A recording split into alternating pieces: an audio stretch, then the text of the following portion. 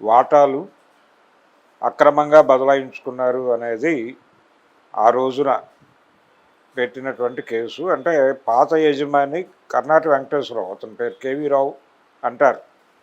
ఈ కేవీ రావుకి తిరిగి చేరింది. అది చేరిన తర్వాత ఆయన ఆరోపణల మేరకు కేసులు పెట్టారు. దానికి సంబంధించిన విచారణ జరుగుతోంది. దీనిలో ఈడీ ఇన్వాల్వ్మెంట్ కూడా ఉంది. ఆల్రెడీ ఒకసారి విజయసాయిరెడ్డిని ఇంతకుముందు పిలిచి విచారించారు. రెండోది, ఈ కేసులో విజయసాయిరెడ్డితో పాటు ఆయన వియ్యంకుడు, దానికి సంబంధించి అరబిందో ఫార్మాకి సంబంధించి కేటాయింపులు జరిగినాయి. అక్కడ విక్రాంత్ రెడ్డి కూడా ఉన్నాడు దీనిలో.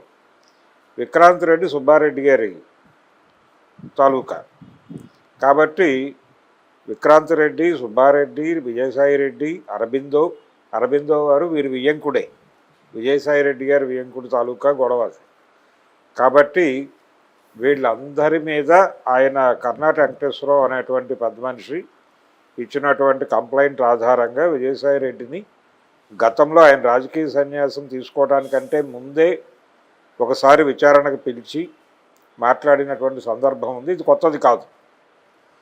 దీనికి సంబంధించి ఆయన కంప్లైంట్లో ఉన్నటువంటి నిజానిజాలు ఏంటి, ఎవరెవరు దీనిలో పార్టిసిపెంట్స్, ఈ క్రైమ్ని ఎలా ఫైల్ చేయాలి, దీనికి సంబంధించిన డీటెయిల్స్ కోసం వారు అంటే కేవీ రావు దగ్గర నుంచి అక్రమంగా దీన్ని టేక్ ఓవర్ చేసి వైసీపీ హయాంలో చేసి అరబిందోకి అప్పచెప్పేటువంటి ప్రయత్నం జరిగింది అనేది ప్రధానమైనటువంటి కేసు.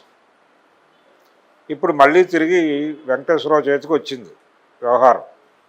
కాబట్టి ఆయన కంప్లైంట్లు పెడుతున్నాడు, గతంలో నా దగ్గర నుంచి ఇలా చేశారు వీళ్ళందరూ అని. ఆల్రెడీ దీనికి సంబంధించి బహిరంగ వేదికల మీద కూడా విజయసాయిరెడ్డి మాట్లాడేశాడు. నాకే సంబంధం లేదు, నా వేంకుడిని చూపించి అంటే అరబిందో ఫార్మాని చూపించి నన్ను దానిలో ఇరికించే ప్రయత్నం చేస్తున్నారు అనేది ఆయన ప్రధానమైన ఆరోపణ. అదే ఆ రోజు విచారణలో కూడా చెప్పాడు ఆయన, రేపు విచారణలో కూడా అదే చెప్తాడు. ఈ కేసులకు సంబంధించి విజయసాయిరెడ్డిని ఒక్కడనే అరెస్ట్ చేయదలుచుకుంటే ప్రూవ్ అయితే సుబ్బారెడ్డి వెళ్తాడు, అరబిందో ఫార్మా వాళ్ళు వెళ్తారు, విజయసాయిరెడ్డి వెళ్తాడు, విక్రాంత్ వెళ్తాడు. వీళ్ళందరూ లోపలికి వెళ్ళే బ్యాచ్ ఒక 10-15 మంది ఉంటారు జాబితా. ఆడిటర్స్ ఉన్నారు. ఆల్రెడీ ఆడిటర్స్ను కూడా గతంలో సిఐడి వారు పిలిచి విచారించారు. ఆ లింకులో విజయసాయిరెడ్డి కూడా ఆడిటరే. కాబట్టి ఆయనకి వృత్తిపరమైనటువంటి ప్రమేయం కూడా ఉంది దీనిలో.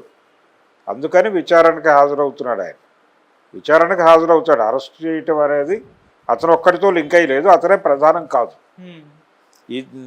ఇందులో ప్రధానమైనటువంటి వ్యవహారం అరబిందో గారు. కాబట్టి అరెస్ట్ అంటూ జరిగితే అక్కడ జరగాలి, ఆ తర్వాత వీళ్ళందరూ. అందుకని ఇమ్మీడియట్గా విజయసాయిరెడ్డి మీదకి అరెస్ట్ భూతం వారదు. ఆయన్నేమి కస్టడీలో తీసుకోరు. దాదాపుగా తెలుగుదేశానికి సంబంధించినటువంటి social media, main stream media మొత్తం కూడా అయిపోయింది. విజయసాయిరెడ్డి, ఆయన వియ్యంకుడు, ఆ తర్వాత విక్రాంతు, తర్వాత సుబ్బారెడ్డి, వీళ్ళందరూ కూడా లోపలికి వెళ్ళిపోతున్నారు. మరికొద్ది క్షణాల్లో చూస్తూనే ఉండండి అన్న పద్ధతిలో వాళ్ళు వార్తలు ప్రసారం చేస్తున్నారు. ఇది విచారణకు మాత్రమే పిలిచారు, అరెస్ట్ చేసి విచారణ కాదు. వాళ్ళకు అందిన కంప్లైంట్ మేరకు కంప్లైంట్లో నిజానిజాలు స్పష్టత రావటం కోసం విచారణ జరుపుతున్నారు అంతే. అంతకుమించి వీళ్ళేదో క్రైమ్ చేశారని ప్రూవ్ అయిపోయి కాదు. దీన్ని దృష్టిలో పెట్టుకోవాలి. ఈ కేసుకు సంబంధించి కాకినాడ సీపోర్టు చేతులు మారటం వ్యవహారానికి సంబంధించిన కేసు ఇది.